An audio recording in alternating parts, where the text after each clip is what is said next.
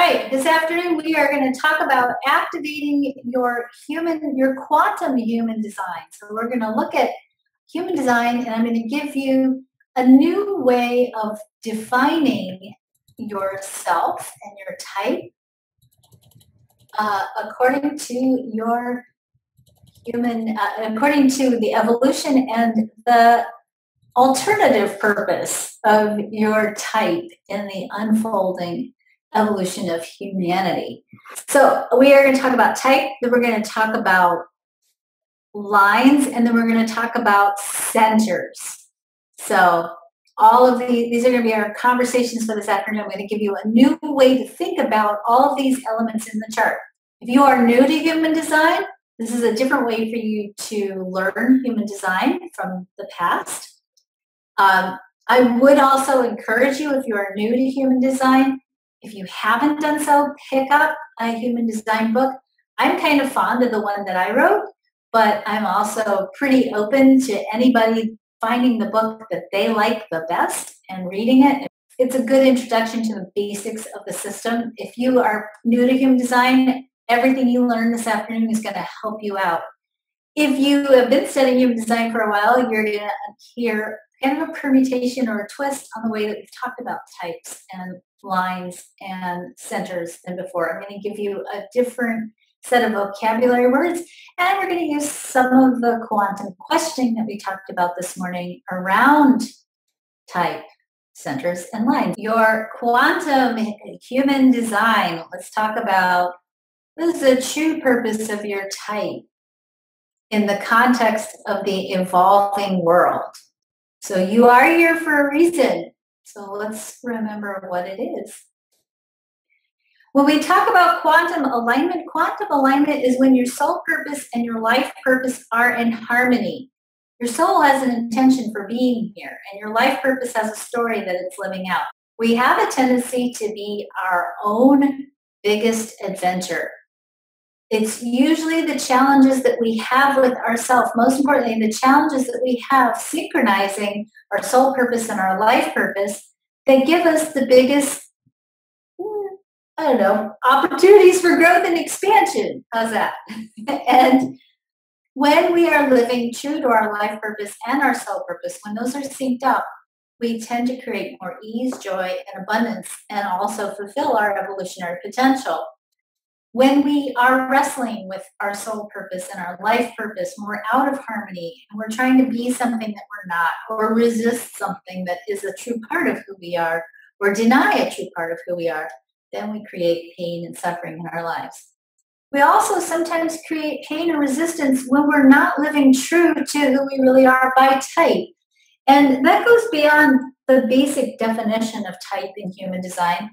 You know, I find over the years that the type of people that are usually drawn to my way of teaching human design are usually people who are, I would consider to be very highly evolved, very enlightened, very much aware, very much on a path of conscious evolution. And the traditional definition of human design explains a lot, especially a lot about your human life, but sometimes doesn't answer the questions about that deeper inner sense of I'm here for a reason and what is it? So let's talk about the 5 human design types and the role each type plays in the evolution of humanity. So each type has a different role or a different life purpose. So traditionally when we talk about the Manifestor, we talk about the only type in the design system that is here to initiate. This is a group of people who are 8% of the population who are here to listen to their own inner creative flow. And then when the timing is correct and the sense of timing is right, they then initiate action and pretty much can do whatever they feel compelled or aligned with doing.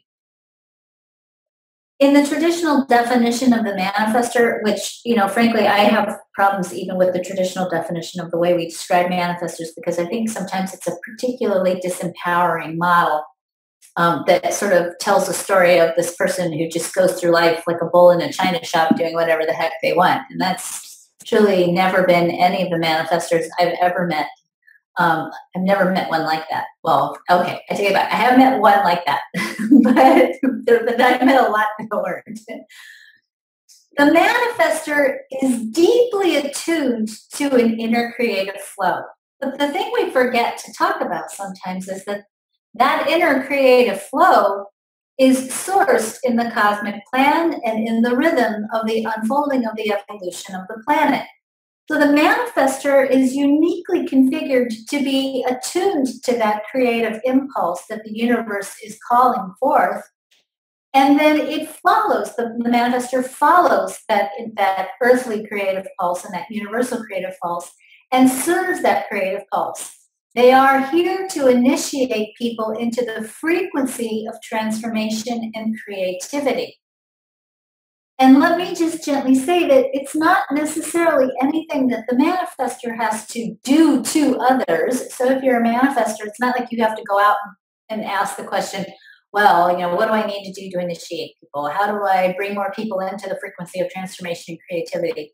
It is by virtue of you being yourself and being most closely aligned with your purpose of listening to and attuning to and synchronizing with and calibrating to the frequency of transformation and creativity yourself, that by virtue of you being so aligned, you invariably initiate others, even when you're buying toilet paper at the grocery store. A generator, in traditional human design, we say the generators are the builders of the world. They are the doers. They are here to be masterful in the process of doing. It is oftentimes the generator that takes the concepts or the ideas of creativity and evolution and expresses them in physically manifested form. And if you think about the nature of mastery of the generator, mastery happens from repetition and realignment and correction and repetition and realignment and correction. And if you think about the generator learning curve and the stair-step quality of the generator learning curve, you learn that the process of manifesting this creative impulse isn't something that happens once and then you set it down. It's a process of growing and expanding and mastery with this devotion to creativity and expression, devotion being the key word, that allows the generator to create the manifested form of an impulse or an idea in the world. So when you are a generator, it's important to understand that it's not about in the moment, it's about a life path of devotion, that it revolves and evolves from your commitment to following the flow of creativity and consistently bringing it forth into form, realigning it, and continuing to grow that creative spark or impulse.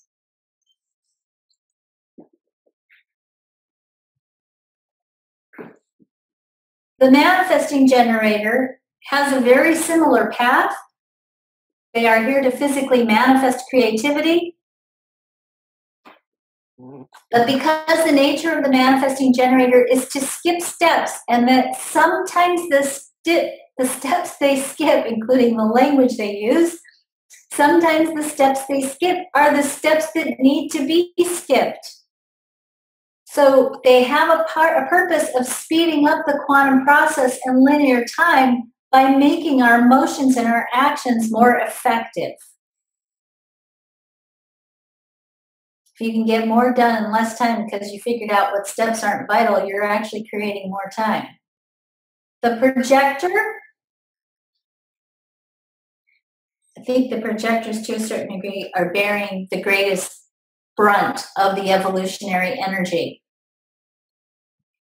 Projectors are here to anchor the energy template of what's to come and to clear the vibration of the collective consciousness. If you are a projector, you are born, we all are born with the blueprint in us, but the projector has the job of making sure the blueprint stays intact. And if you are a projector and you've often wondered, why am I so tired? This is why. Because every moment of your experience on this planet, if you look at this image, I picked this image on purpose. If you see those little pinpoints in that geometric shape that this hand is holding, this is like what the projectors are doing on the planet. They're physically holding these points of connection between this grid of energy, and it's in their alignment that they are serving the world by keeping this grid clear of interference so that it can, if you want to think of it, this is like they're holding the subtle body of the new world. They're holding this template in place, and they are consistently keeping this template anchored while the shift is happening underneath it. The reflector has the purpose of reflecting the human condition and the human potential. As we go through the process of evolution, it's the reflector that's standing there as a mirror or a barometer for us to look at, to gauge how well are we doing in this process of evolving. Where do we need to tweak? Where do we need to align? Where might there be energies that are being called forth that need to be harmonized and synchronized with the cosmic plan? The more you to surrender to this purpose and allow it to unfold, the easier it is to align with quantum possibility and quantum creativity. So I'm going to come out of the slideshow in just a second, but I want you to write this question down. And the question is, what needs to be healed, released, aligned, and brought to my awareness for me to fulfill the true purpose of my type? First of all, we're going to do a little bit of a breathing exercise. So I want you all to just sit back and close your eyes. I want you to put your right hand over your heart for a moment. And just really settle back, relax, and just let yourself sink nice and heavy into your seat. Let that chair do its job, or your bed, or wherever you are, some of you. Let the surface that you're in right now really hold you up. And just feel that you are fully grounded and fully supported in your experience of learning and integrating today. And while you're sitting there, I want you to imagine that there are roots growing down from your feet and your whole essence. Just feel the essence of who you are firmly rooted into your body, through the soles of your feet, and just really deep into the core and the heart of the earth. Just let the heaviness of your essence drop fully into your body.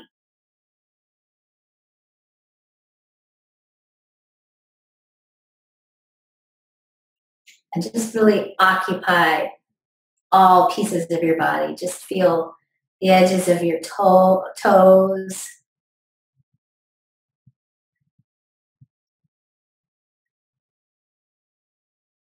your knees, your hands, belly. Just feel yourself in your body.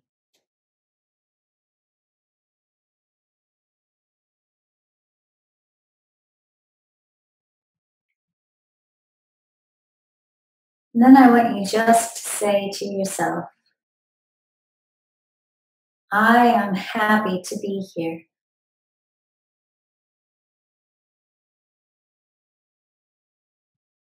Now just take a moment.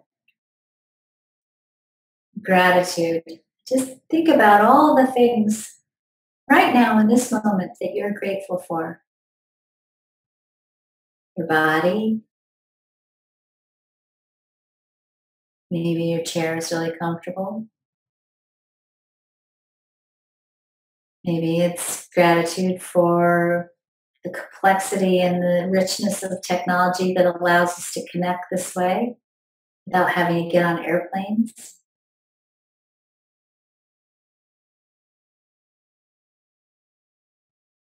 Doesn't even have to be big stuff, just what to be grateful for.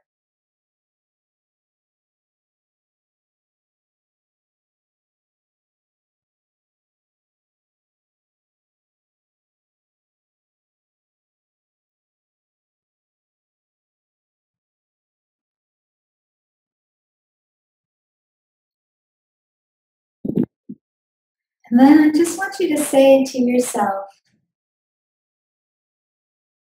ask this question: what needs to be healed, released, aligned, brought to my awareness for me to fulfill the true purpose of my type?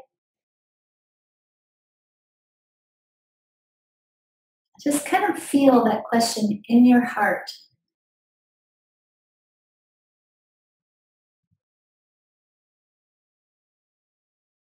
And now, for just a moment, I want you to feel the light of your heart.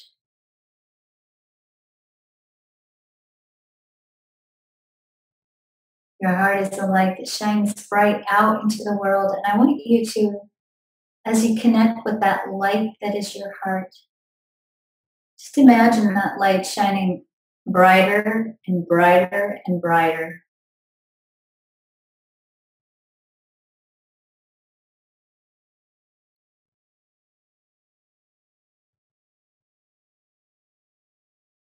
And then see the light of your heart radiating out now into the world and connecting with all the other hearts of the people on this call.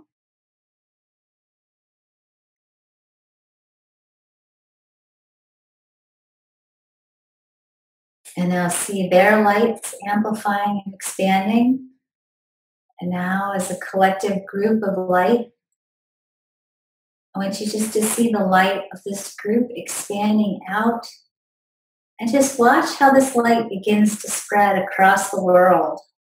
Just one person, one country at a time, one continent at a time. Just see the light of your heart expanding around the world and giving love to everyone on the planet.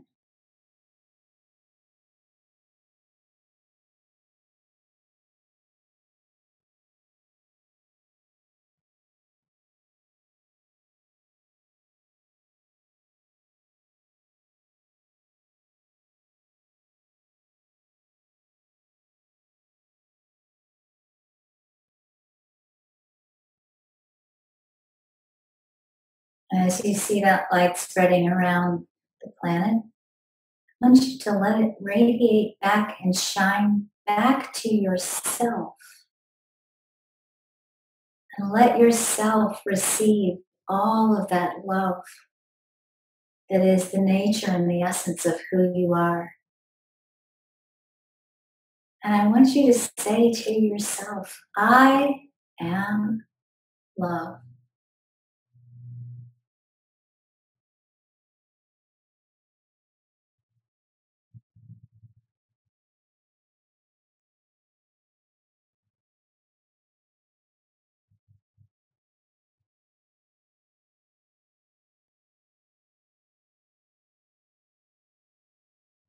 And just hold that note of I am love for just another minute.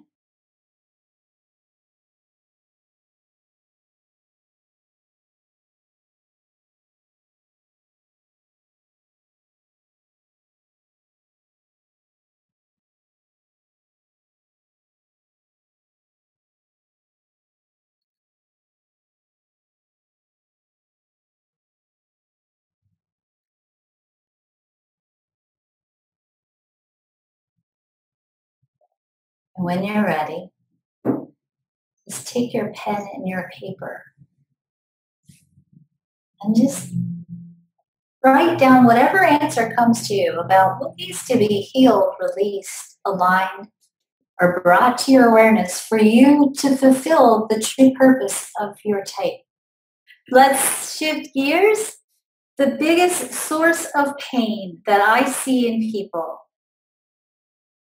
and this is pain that causes us to not take good care of ourselves nutritionally, physically, to self-sabotage, to create experiences that are more educational than perhaps we had originally intended, if you get my drift. The greatest source of pain that I see people experiencing, the root cause of a lot of the mischief we create in our own realities, comes from the disconnect between your authentic self and the person you're trying to be. The more you can bring these two pieces together, even as weird as that may sound related to smoking, the more you can live in alignment with your authentic self, the more you can give yourself permission to get out of pain, see the value and the preciousness of who you are, discover your love-worthiness, feel more empowered, and most importantly, spend your energy fulfilling your purpose instead of fighting with yourself. If you think about, any of you ever gone to a masquerade party where you have those masks on sticks and you got to hold that mask up all night long, right? Maybe I'm the only one that's been to one of those because I don't like rubber bands around my head. But, it takes a lot of energy to hold a mask up or to create a facade. And you may not even realize how much energy you have spent in your whole life trying to be something you're not. Saying yes when you wanted to say no, saying no when you wanted to say yes, managing guilt, managing codependency, managing feeling responsible for other people's energy, managing trying to be nice, managing all that stuff takes a lot of energy. And when you have a life cycle of this, you have an entire lifespan of not being true to yourself, even if you haven't been working that hard, so to speak. Even if your life is technically easy, you still are spending an enormous amount of energy trying to maintain the facade. So that eventually we crack because we're not designed to use our energy that way. That's not a sustainable use of your energy. We're actually designed to be sustainable. We are designed to have energy that lasts over the course of our lifetime, however long that might be. We're not designed to burn out as part of our regular life cycle. The burnout is a pause that's self-generated when it's too much. Too much energy gets burned being something you're not. So when we have that disconnect from the authentic self and our true purpose, oftentimes, as I said in answering that question, we overcompensate or we mask the anxiety that comes from I'm not being true to myself, I'm not being true to myself, with addictions like smoking or eating or not even, sometimes it's not even an addiction, it's just not doing the things you should be doing to feel completely embodied and vital in your physical form, right? How many of you forget to take your vitamins, right, on a regular basis? Or don't go to the gym when you should. You lay in bed and you're like, I should go do something for my body. And you're like, And sometimes the seduction of inertia isn't really about laziness. That's what we tend to call it, right? It's that we're so tired from being something that we're not, that it's hard for us even to do the things that we're worthy of doing to sustain and maintain ourselves. Make sense? Here's the thing. We are by design designed to cultivate meanings and to make our experience finite.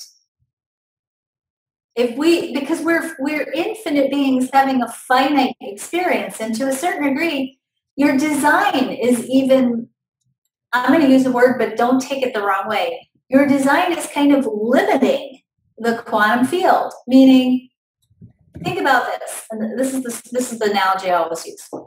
I have an 8-year-old, and I live in Minneapolis, where we have the Mall of America, which is supposed to be the biggest mall in the world, right? And in the Mall of America, I think they have the biggest candy store in the world. If I take that kid to the candy store, we're in there for days because she can't decide, what should I get? What should I get, right? Our life is like that. We have this infinite quantum field. I mean, let's say you take a subset of the quantum field and it's just possibilities that could happen on Earth, okay? That's just a subset of possibility. What happens on Earth is just a small amount of things that can happen. Like on this planet, we don't leap around without gravity, right? On this planet, we have gravity. Gravity is a limiting parameter. Your human design is kind of like me taking my daughter to the store and saying, okay, you can have one piece of candy, and it needs to be something that doesn't have any corn syrup or artificial colors in it, and make sure it's chocolate because I want a piece or a bite, right? I'm giving her a limited amount of parameters from which to choose. And it's actually a relief to her because then she can go, okay, these are my choices. It's still a lot of choices, but there's some limitations on what I can choose, and I'm not overwhelmed by the quantity of options. Our human design is just like that. It's like, yes, it quote unquote limits us, but it's a good limit because it sort of sets the tone and the parameters within which you're going to live your soul purpose in this incarnation. Because if you didn't have those limits and you had this unlimited thing to choose from, it would be overwhelming. And trust me, within the confines of those limitations, there's still an innumerable amount of options and always the opportunity to expand and grow. There's actually, I think the whole adventure of life is about learning how to cultivate the meanings you want rather than being stuck with meanings. And ultimately, because meaning is what determines what collapses out of the quantum field, that when the journey of life is learning how to set ourselves free from the collective consciousness within the limitations of our design to choose what's correct for us individually and ultimately see that our own choice and us being in alignment with our own choice is the best thing that we can give back to the world. When we got to the point where we started really looking at what's going on with people and profiles, wow, what a goldmine of interesting adventures that people had. And I really started to see that the profiles and the way we define the profiles, first of all, is not always very positive and can be sometimes kind of discouraging. So in giving you a new identity and giving you the capacity to change the story of who you perceive yourself to be, one of the things I really wanted to do today was go through the lines of the profiles to help you discover perhaps a new definition of your profile so that it isn't as dark and messy as some of the descriptions of the profiles can be. So as I go through this material, I want you to listen carefully to the lines that are in your profiles and then even think about how are these getting expressed in my chart. Recognize that most profiles, with the exception of the 2-5 and the 3-6 and the 2-4, not really, the 2-5 and the 3-6, most profiles have kind of built into them an opportunity for pushing against yourself for the sake of growth and expansion. Okay? Most profiles have built into them an opportunity to catalyze yourself into growth. So pay attention to the lines that are in your profiles. Think about them. At the end, we're just going to go back and do the same thing that we did with the types. I'm going to give you a question to play with, and we'll probably only do one line today, but take the question, write it down, and work on one line today in class, but work on the other line on your own time. Sometimes people don't know where the lines come from. So if you remember, human design is one of the components in the human design system is the Chinese I Ching. And the Chinese I Ching is derived from, actually, it was used as a prophetic tool or forecasting tool, among other things. And the way in which you would forecast or make a prediction about what's going on is you would either throw 6 sticks or, I think it's 3, I don't even know this. I think it's 3 coins or 3 sticks twice. So 6, I guess. And depending on how the sticks landed or how the coins landed, heads up or head down, you would either write down a broken line or a solid line. The broken lines are called yin lines. They're receptive energies. The solid lines are yang energies. That doesn't matter for the sake of the lines. There are 6 lines in a hexagram in the Chinese I Ching, and the hexagrams correlate directly to the 64 gates in the human design chart. So there's 64 hexagrams, 64 gates in human design. The line, when you look at a human design mandala, this is, I don't even know, I probably shouldn't even tell you guys this because I'm going to start getting confusing. When you look at a human design mandala, it's like a clock. And if you can imagine that the sun and the earth move around this clock, between the beginning of one hexagram and the beginning of the next hexagram, which is kind of like the numbers on the face of the clock, there are, instead of minutes between each number, there are lines between each number.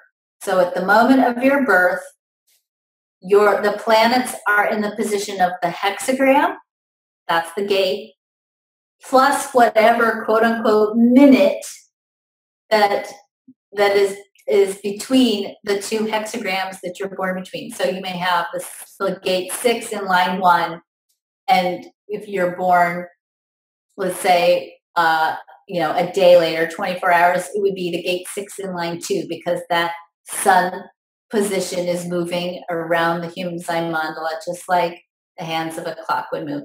Don't get too locked up in the technique of all that. I'm just explaining that really badly. If you look at my Understanding Human Design book, if you go in there, there's a section in there on how those move and the lines and where they derive from. I do a much better job in there than I am right now. Let's look at the lines, because each line has a specific expression or personality. And in the traditional human design system, we have names for them. I will keep some of the names. Some of the names I like to change because I'm not a huge fan of some of the names that we use in traditional human design. I do like the line 1, though. Line 1 is called the Investigator. If you have a line 1 in your profile, it means that you need to have information to feel stable, to feel grounded, to feel capable of making a good decision and choice. And that need for information actually gives you a foundation for your decision making. You're going to make a choice that's good for you. Not only do you have to follow type and strategy, if you're a line 1, you also have to have information. Now, the line 1, the Investigator, is the foundational line of what we call the lower trigram. So the bottom 3 lines are called the lower trigram. The lower trigram is just energy that is about your own personal experience. We call it intrapersonal. So the lines 1, line 2, and line 3 are interpersonal lines, meaning anything that you have in your chart that's in a line 1, line 2, or line 3 is about your personal experience. You understanding whatever the energy is in the chart based on your own personal experience.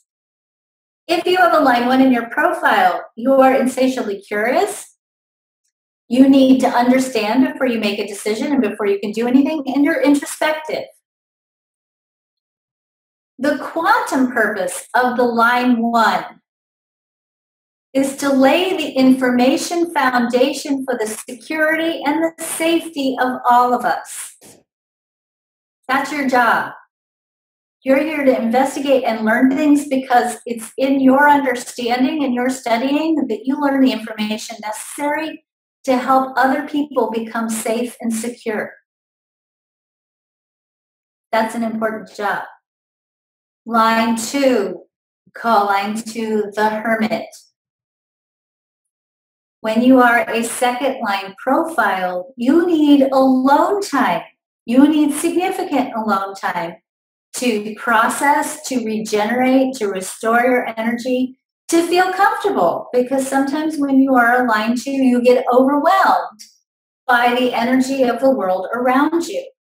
When you are a line 2 Hermit, what happens is whenever you go off to be by yourself, there's a karmic vortex that happens when you have second line energy. And that karmic vortex actually causes you to energetically, you're not doing this consciously, it energetically starts drawing people to you while you're hiding out. So you think you're hiding out. I had a client who literally 6 months a year went off to hide in a cabin in the middle of a 10-acre woods. And yet people would still come find her. Okay, you think you're hiding out, but what's happening is you're tweaking these energy fields, this energy vortex, and people are coming to look for you. And they come to look for you, and you're like, oh, leave me alone. And they're like, no, but come out. We want to hear what you have to say. We want you to come play with us. So the line 2 likes to be alone.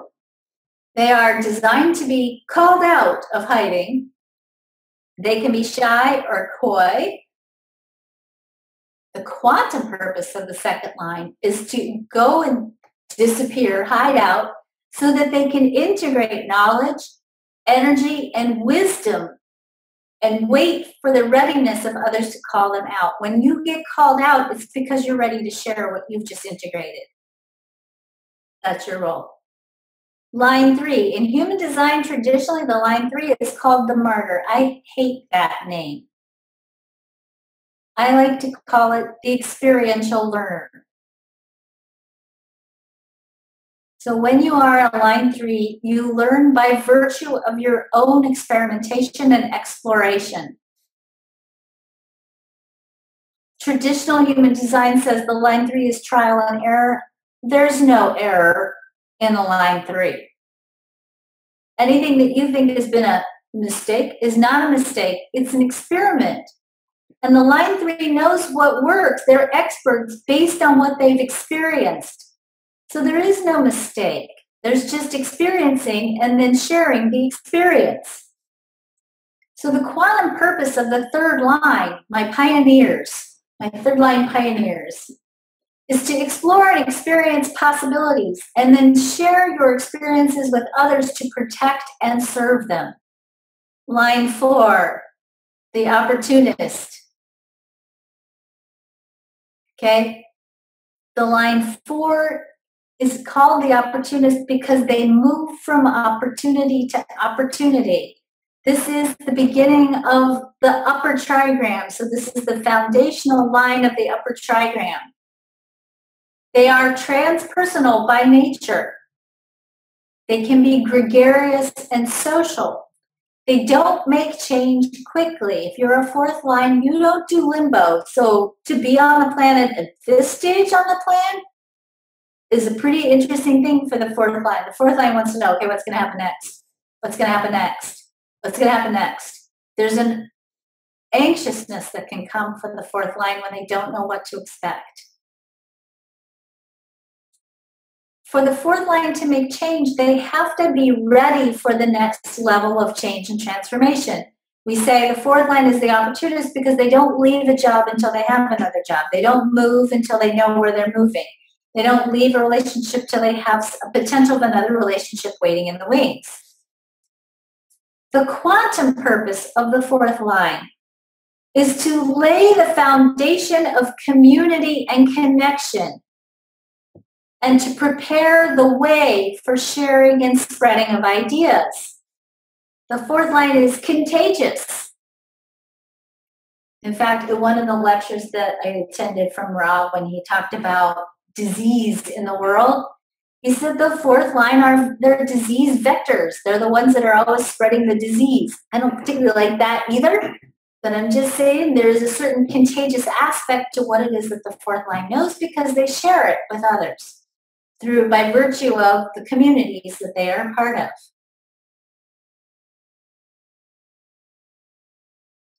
The fifth line, traditionally called the heretic. I like to call the fifth line the karmic healers. The fifth line has a very interesting energy.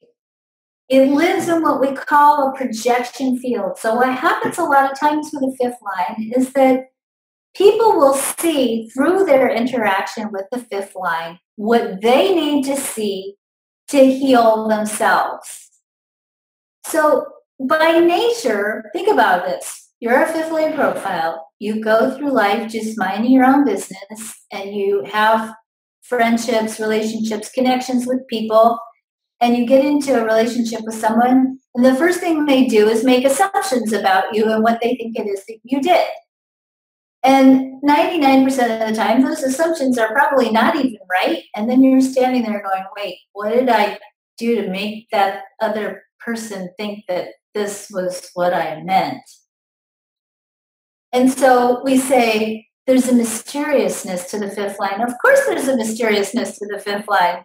They're hiding out. They don't want you to find them because as soon as you find them, you're projecting stuff onto them. And they're like, wait, I didn't do that. But there's a perfection to that. And actually, that's the low side of the fifth line. That is the side that they often live out the most and can really sometimes be the most damaging. But the truth is the fifth line has a much higher function than to be the whipping boy of all the other lines, okay? So the fifth line is here to universalize whatever is in their chart. So what does that mean? It means they are here to share and show the highest aspect of what's possible for humanity. So the karmic purpose, or the quantum purpose, is to serve as a karmic mirror, meaning if you're a fifth line, you're reflecting back to others what they need to see. For others, to support the healing process through the reflection through their reflection by teaching and sharing the highest potential of humanity possible. Fifth lines are teachers. Fifth lines are leaders. It's a transpersonal line. And if you are a fifth line, you are here to seduce people into following you because you know the way, because you've seen the reflection and you have the innate knowledge of what's necessary to go to the next level. The sixth line's the role model. The sixth line has 3 distinct phases in life.